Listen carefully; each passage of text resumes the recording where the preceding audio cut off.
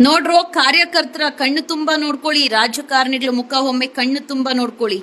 BJP, Congress ಇವರೇ ಅಲ್ವಾ ಇತ್ತೀಚೆಗೆ ರಾಜ್ಯ ಸರ್ಕಾರ ರಾಜೀನಾಮೆ ಕೊಡಬೇಕು, ಕಾನೂನಾತ್ಮಕವಾಗಿ A1, A2, A3 ಆಗ್ಬೇಕು, 11 ಜನ ಬಲಿ ಆಗಿರುವಂತ RCB ಒಂದು ನಿರ್ಲಕ್ಷ್ಯತನ, ಬೇಜವಾಬ್ದಾರಿತನ ಬಂದೋಬಸ್ತಲ್ಲಿ ಇವರೇ ನೇರ ಹೊಣೆ ಅಂತೇಳಿ ಇವರೇ ಅಲ್ವಾ ನರ ನಾಡಿಗಳೆಲ್ಲ ಕಿರ್ಚ್ಕೊಂಡು ಬಂಧನ ಮಾಡಿ ರಾಜೀನಾಮೆ ಕೊಡಿ ಅಂತ ಬೊಗಳ್ತಾ ಇದ್ದಂತವ್ರು. ನೋಡ್ರಿ, ಇವರೆಲ್ಲ ಒಂದೇ ಕಂಡ್ರು. ಇವರು ಪ್ಯಾಷನ್ ಮಾಡ್ಕೊಂಡಿದ್ದಾರೆ ಪಾಲಿಟಿಕ್ಸ್ ನ.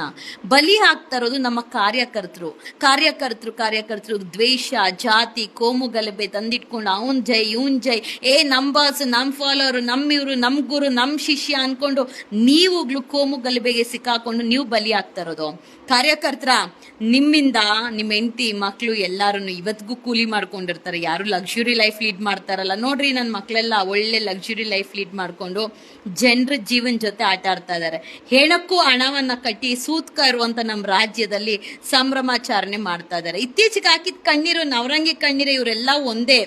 ಇವರೆಲ್ಲ ಕಾಣದ ಕೈ ಅನ್ನೋ ತರ ಆಡೋ ಆಟ ಆಡ್ತಾನೆ ಇದ್ದಾರೆ. ಬಲಿ ಆಗ್ತಾ ಇರೋದು ನಮ್ಮ ಕಾರ್ಯಕರ್ತರು, ನಮ್ಮ ಜನರು. ನಾವು ಬದಲಾಗ್ಬೇಕು.